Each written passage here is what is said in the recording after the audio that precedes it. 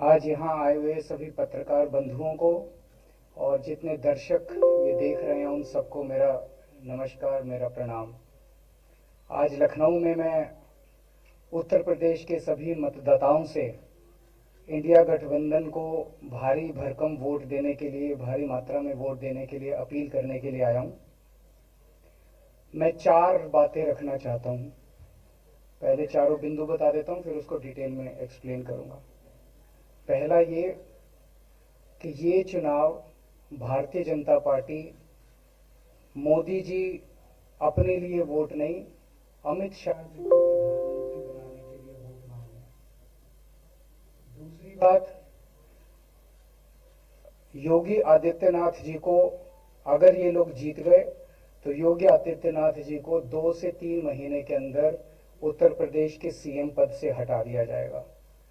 Number 3, इन लोगों की पूरी तैयारी है, अगर ये लोग जीत गए तो संविधान को बदल के SC ST और OBC का रिजर्वेशन खत्म कर दिया जाएगा। और नंबर 4, जो आंकड़े अब देश भर से आ रहे हैं वो ये दिखा रहे हैं कि 4 जून को इंडिया गठबंधन की सरकार बनने जा रही है और NDA को और बीजेपी को बहुत कम सीटें मिलने जा रही हैं। अब मैं अपने सबसे पहले पॉइंट पे आता हूं। जब 2014 में प्रधानमंत्री बने थे नरेंद्र मोदी जी, तो उन्होंने खुद एक रूल बनाया था कि भारतीय जनता पार्टी के अंदर और उनकी सरकारों में 75 वर्ष से ऊपर कोई भी व्यक्ति होगा तो उसको संगठन में और सरकार में किसी भी पद पे नहीं रखा जाएगा, उसको रिटायर कर दिया जाएगा। और उसका सबसे पहले उस रूल के तहत आडवाणी जी को और मुरली मनोहर जोशी जी को रिटायर किया गया था। और उसके बाद तमाम यशवंत सिन्हा जी, सुमित्रा महाजन जी, कई लोगों को यहाँ टिकट नहीं मिली। कई लोग जो पद पे बैठे हुए थे उनको पद से इस्तीफा दिलवा के उनको हटाया गया। ऐसे कई सारे लोग हैं।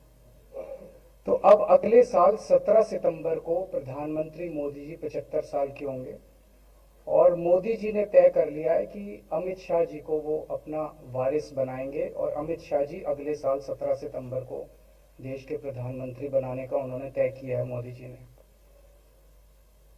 इसके ऊपर मोदी जी पिछले 1-2 साल से लगे भी हुए हैं, क्योंकि भारतीय जनता पार्टी के अंदर अमित शाह जी के सामने जो जो बाधाएं पैदा कर सकता था नेता, एक एक करके उन सब नेताओं को साइड कर दिया गया, उनका पत्ता साफ कर दिया गया। शिवराज सिंह चौहान को हटा दिया गया, वसुंधरा राजे को हटा दिया गया, डॉक्टर रमन सिंह को हटा दिया गया, देवेंद्र फडणवीस को खत्म कर दिया गया, खट्टर साहब को खत्म कर दिया गया। एक एक करके सबको खत्म कर दिया गया। एक ही शख्स बचे हैं जो अमित शाह जी के रास्ते का कांटा बन सकते हैं। आवाज आ रही है? एक ही शख्स है जो कि उनके रास्ते का कांटा बन सकते हैं, वो है योगी आदित्यनाथ जी। अब योगी आदित्यनाथ जी को इन्होंने हटाने का पूरा मन बना लिया है और अगर इनकी सरकार बनी तो 2 महीने के अंदर योगी जी को भी उत्तर प्रदेश के सीएम से हटा दिया जाएगा। मैंने दिल्ली में 3-4 दिन पहले ये प्रेस कॉन्फ्रेंस की थी और ये दोनों मुद्दे उठाए थे। जैसे मैंने मुद्दे उठाए थे तो अमित शाह जी ने और उनके कई नेताओं ने अपनी भावना प्रकट की कि नहीं नहीं, मोदी जी को 75 साल में इस्तीफा नहीं देना चाहिए, मोदी जी को 75 साल पूरा कार्यकाल पूरा करेंगे।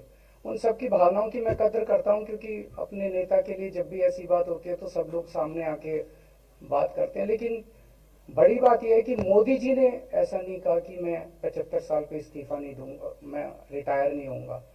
उनका अपना बनाया हुआ रूल है और मुझे पूरी उम्मीद है कि मोदी जी का अपना बनाया हुआ रूल है और मोदी जी अपने रूल को फॉलो करेंगे। नहीं तो लोग कहेंगे कि मोदी जी ने ये रूल आडवाणी जी को हटाने के लिए बनाया था, जब अपनी बारी आई तो नहीं। तो मोदी जी इस रूल का फॉलो करेंगे, ये पूरा यकीन है देश के लोगों को कि उन्होंने खुद रूल बनाया तो खुद फॉलो करेंगे।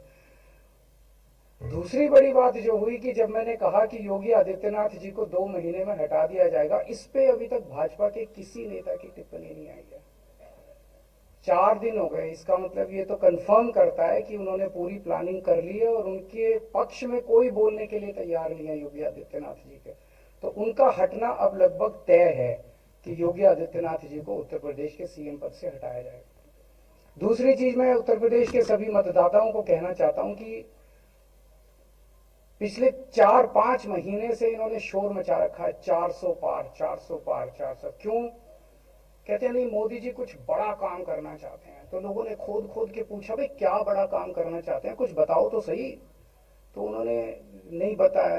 लोगों ने फिर अंदर से पता किया कि बड़ा काम ये करना चाहते हैं कि देश से रिजर्वेशन खत्म करना चाहते हैं।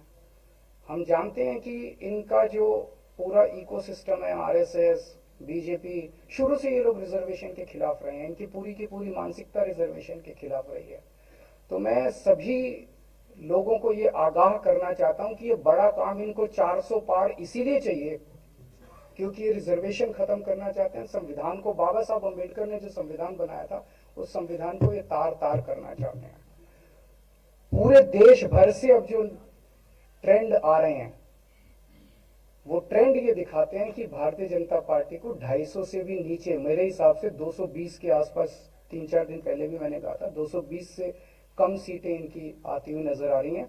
आप हिसाब लगा लीजिए। मैं हरियाणा होके आ रहा हूँ कल परसों, हरियाणा में इनकी बहुत कम हो रही हैं, दिल्ली में इनकी बहुत कम हो रही हैं, पंजाब में मुझे नहीं लगता इनकी कोई सीट आ रही है, कर्नाटक में इनकी काफी कम हो रही है, महाराष्ट्र में इनकी बहुत कम हो रही है, बंगाल में इनकी कम हो रही है, यूपी में इनकी कम हो रही है, बिहार में इनकी कम हो रही है, झारखंड में इनकी कम हो रही है, राजस्थान। जो पूरे देश के अंदर एक नेगेटिविटी इन लोगों ने फैलाई है उसको हम लोग ठीक करेंगे। मैं अंत में उत्तर प्रदेश के सभी लोगों को अपील करना चाहता हूं कि इंडिया गठबंधन के, यहाँ पे सपा और कांग्रेस का गठबंधन है, इंडिया गठबंधन का जो जहां से कैंडिडेट है उसको भारी मात्रा में वोट देकर आप सब लोग जिताइए।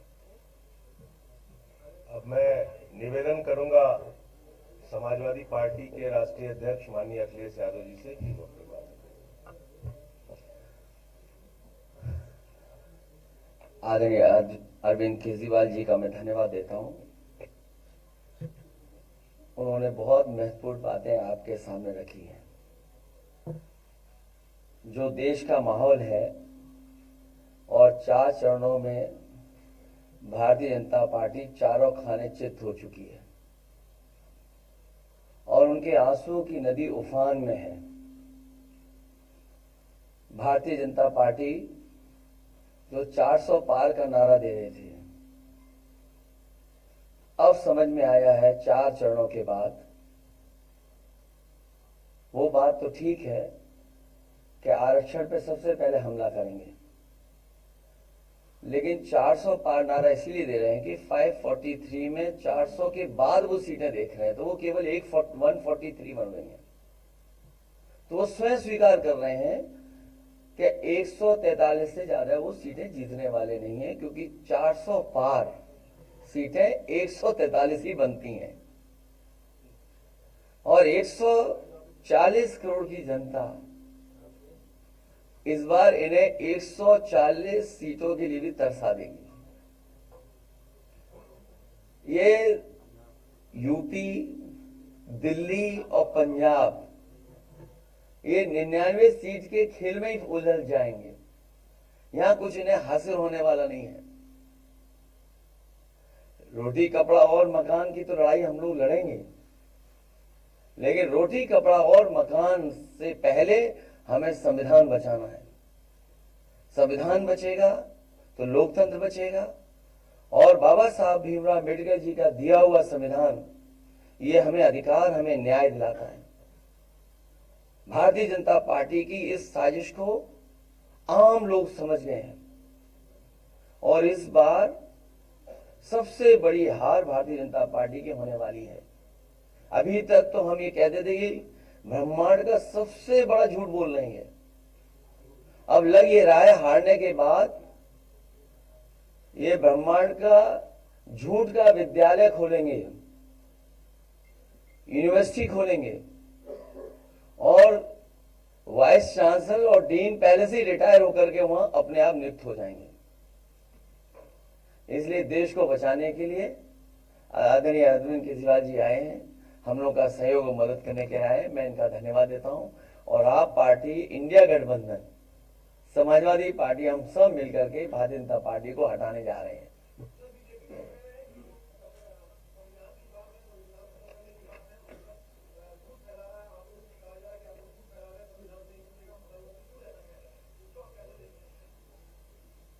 उनकी कौन सी बात सच निकलेगी? अभी आपसे कहा कि 75 साल वाला जो वो है रूल नियम, उसको तो फॉलो किया जाएगा ना, इसी से पता लग जाएगा। और एक मिनट, अगर आप इनका इतिहास उठा के देखें पिछले 75 साल का, जनसंघ का, आरएसएस का, थ्रू आउट ये लोग रिजर्वेशन के खिलाफ रहे हैं।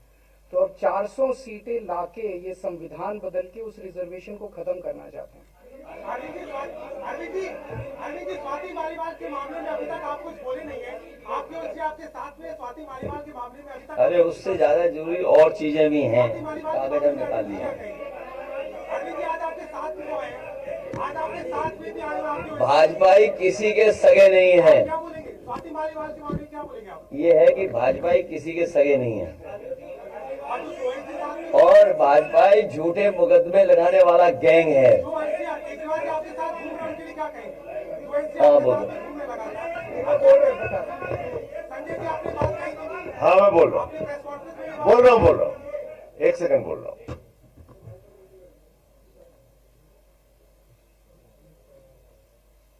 सब लोग, पूरा देश हतप्रभ है, दुखी है, आज तक पीड़ित है। मणिपुर के अंदर एक कारगिल योद्धा की पत्नी को निर्वस्त्र करके घुमाया गया, सैकड़ों महिलाओं के साथ दरिंदगी हुई, भारत के प्रधानमंत्री खामोश रहते हैं। हजारों महिलाओं के साथ प्रज्वल रवन्ना ने बलात्कार किया, दरिंदगी की, मां की उम्र की महिलाओं के साथ। प्रधानमंत्री कहते हैं ये भारत को मजबूती देगा, इसी को वोट देना। ये भारत का भविष्य है प्रज्वल रवन्ना, उसको भगा दिया जाता है बीजेपी के द्वारा। पहलवान बेटियां जब जंतर मंतर पे लड़ रही थीं न्याय मांगने के लिए, तो यही स्वाति मालीवाल जो महिला आयोग की अध्यक्ष थी, रात में उनके समर्थन में गई थी, पुलिस के लोगों ने घसीट के मारा था। हमने देखा यहीं उत्तर प्रदेश के अंदर कुलदीप सेंगर के मामले में, हाथरस के मामले में, देश के प्रधानमंत्री खामोश रहते हैं, एक शब्द नहीं बोलते। आम आदमी पार्टी हमारा परिवार है, पार्टी ने अपना रुख साफ कर दिया है, और मैं चाहता हूं जितने विषय मैंने आपके सामने रखे हैं, देश के प्रधानमंत्री और भारतीय जनता पार्टी को जवाब देना चाहिए। स्वाति मालीवाल के मामले में जवाब देना, जब वो पहलवान बेटियों के लिए जंतर मंतर पे न्याय मांगने गई थी स्वाति मालीवाल जी, उस समय घसीट के मरवाया पुलिस वालों से। तो इसलिए इस पे राजनीतिक खेल ना खेलें, मैं सिर्फ इतना कहना चाहता हूं। धन्यवाद।